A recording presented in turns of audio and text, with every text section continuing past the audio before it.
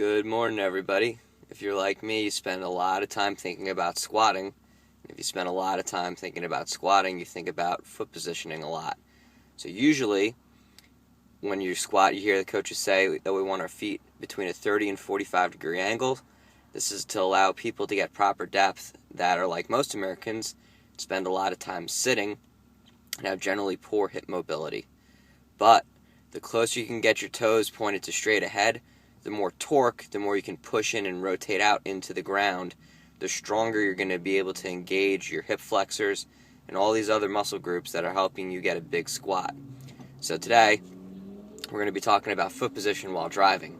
So as much as we'd all like to spend most of our time in the gym, especially if you're me, unfortunately we have to spend more time in a car in this seated position with our toes pointed in a direction that can either help or hinder us get a better squat. So if you spent any time with me, you'll know I'll usually correct you on your foot positioning. I'm right now obsessed with walking with toes straight forward, standing with toes straight forward, in order to maximize all of that time you spend throughout your day to help you for that hour or two you get to spend in the gym. So when we drive, most people are going to keep their foot right over the brake and then try to reach over for the accelerator.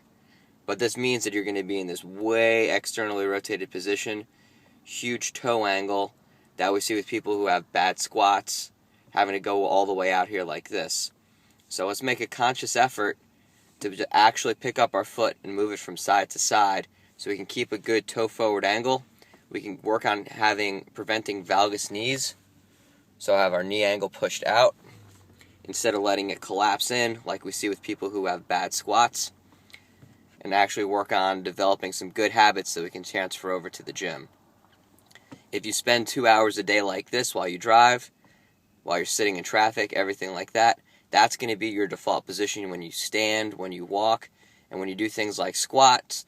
This is going to be the place that your foot wants to go naturally. So when you go to try to farm some torque, push into the ground, and actually get strong, you're not going to have anything there. You're going to have to wind up going even further to find any sort of tension. Whereas if you're always standing here like this, or you're driving like this and spending the majority of your day, this is your default position. You have good knee mechanics, you're reinforcing good movement patterns, and when you go to squat, you can be strong in this position, or even rotate out a little bit more and still be able to find some torque.